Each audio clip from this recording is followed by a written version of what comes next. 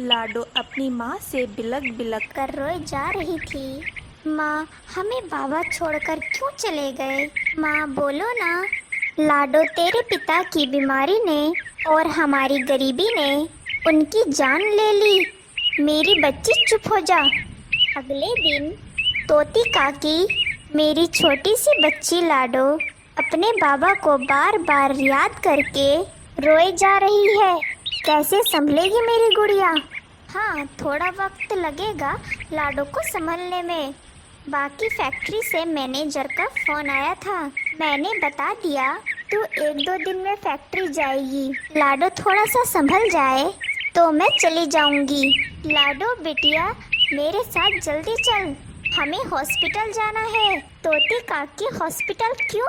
लाडो, तेरी माँ का एक्सीडेंट हो गया है। वो केमिकल फैक्ट्री में काम करती हुई अचानक केमिकल लीक हो गया। अब तेरी माँ उसकी चपेट में आ गई है। डॉक्टर उन्हें देख रहे हैं। डॉक्टर, मेरी माँ कैसी है? डॉक्टर, मेरी माँ कैसी है?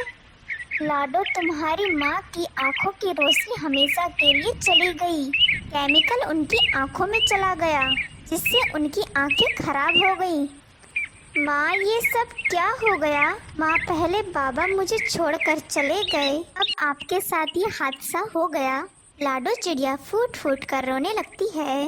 कुछ समय बाद टोनी चिड़िया घर वापस आ जाती है और अब वो बहुत ज्यादा उदास रहने लगी थी। ये लो माँ, मैं आपके लिए चाय बना कर लाई हूँ, और ये बिस्किट भी खा लो, फिर आपको दवाई भी खानी है। अब रोइए मत, डॉक्टर ने कहा है अभी आँखों के जख्म कच्चे हैं। मेरी बेटी, इतनी छोटी उम्र में तेरे पे कितनी जिम्मेदारी आ गई है।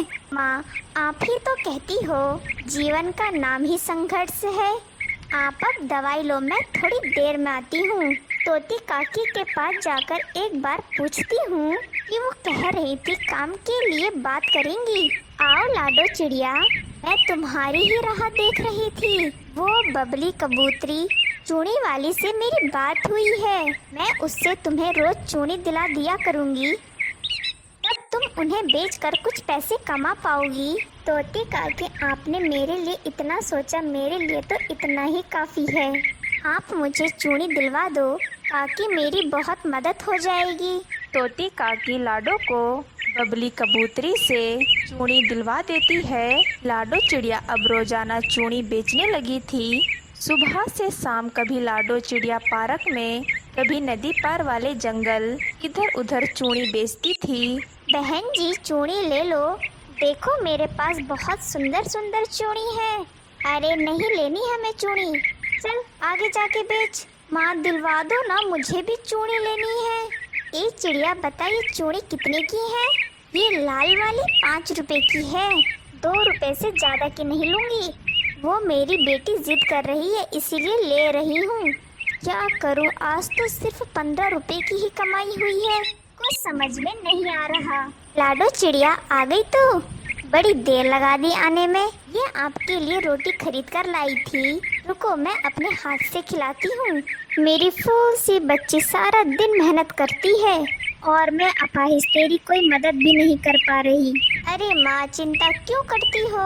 अभी कुछ दिनों में शादी का सीजन आने वाला है, फिर देखना मेरी बहुत सारी चूड़ी बिक जाएंगी। फिर मैं उन पैसों से आपके लिए एक नया स्वेटर खरीद कर लाऊंगी। अगले ही सुबह लाडो चिड़िया चूड़ी बेचने के लिए निकलती है कि उसकी कमाई हो जाएगी और माँ के लिए कुछ खाने के लिए खरीद लेगी। ऐसे ही एक दिन लाडो चिड़िया एक पेड़ के नीचे चूड़ी बेच रही थी। बहन जी, चूड़ी ले लो, देखो मेरे पास कितनी सुंदर सुंदर चूड़ी है। इस गरीब बदबूदार चिड़िया को रास्ते से हटाओ। इस चिड़िया से मुझे कोई चूड़ी नहीं लेनी, मेरे पास से तो बदबू नहीं आ रही। मैं बदबूदार चिड़िया नहीं हूँ। पर उस कौवी ने मुझे बदबूदार क्यों कहा? अम्बा बेटा, किसी से ऐसे बात नहीं करते, चलो माफ़ी मांगो। मैं नहीं मांग रही इससे माफ़ी। इतना कहकर अम्बा कौवी वहाँ से चली जाती है। लाडो चिड़िया की उस दिन एक भी चूड़ी नहीं बिकी थी। एक दिन लाडो चिड़िया थक कर एक पेड़ की डाल पर बैठ जाती है। लाडो की आंख लग जाती है। थोड़ी देर बाद अम्बा कौवी उसके पास आती है, लेकिन लाडो सोई हुई थी। उसकी चूड़ी उसके पास ही रखी हुई थी। तभी अम्बा कौवी सोचती है, इसने मुझे मेरे पापा से डांट पड़वाई थी, आज मैं इसकी चूड़ियों को ही तोड़ देती। अम्बा कौवी थोड़ी दूर जाकर लाडो चिड़िया की चूड़ियों को फेंक देती है और उसकी चूड़ियाँ टूट जाती हैं। ये सब गब्बर सिंह देख लेता है, फिर अम्बा कौवी को बहुत मारता है।